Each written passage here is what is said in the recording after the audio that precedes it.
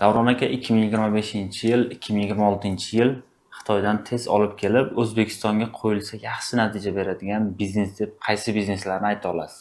2025-26-yillarda Xitoydan olib kirib, sotib tez foyda ko'rish mumkin bo'lgan mahsulotlar yoki bizneslarni aytadigan bo'lsak, meni o'ylashimcha bu suv biznesi. Ya'ni bilamiz, haligi har xil sutli choy deymiz, kapuchino, kafe, u bu, keyin har xil mevali suvlar, umuman tashqarida, ko'chalarda, umuman mollarda tayyorlanadigan suvlar bor. Ana o'sha suvlar juda ham ko'payadi. Umuman olganda shu maktablarda ham, universitetlarda ham, kollejlarda ham bemalol shu qo'lda ushlab yuradigan suv ichimliklari juda ham ko'payadi. Aynan mana shu biznesda bozor juda ham ochiq va yoshlar bu suvni ichishga juda ham qiziqishadi va bunda daromad ham juda ham yaxshi. Aynan suvdan pul qilish degani.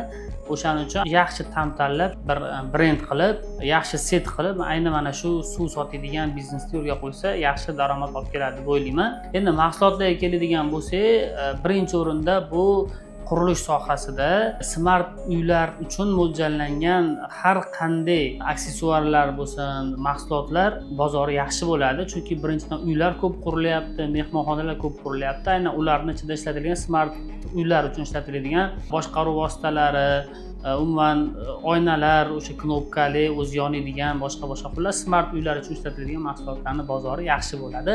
Keyingisi bu yosh bolalar uchun mahsulotlarning bozori ham yaxshi bo'ladi va bu o'zi yaxshi bo'lib kelgan shu paytgacha. Yosh bolalar aholining ko'pchilik qismini tashkil qiladi. O'shaning uchun ham umuman atrofdagi davlatlarga nisbatan ham O'zbekistonda tug'ilish yaxshi bo'lganligi uchun umuman yosh bolachalar uchun mo'ljallangan mahsulotlarni olib kelish, sotish bu juda ham yaxshi daromadli biznes hisoblanadi. Bundan tashqari yosh bolalar uchun o'yingohlar, mini attraksionlar qo'yib, ulardan tadbirkorlik yo'lida o'sha pul topishni maqsad qilgan biznes yo'nalishlari ham menimcha yaxshi rivojlanadi va yaxshi daromad keltiradi deb o'ylayman.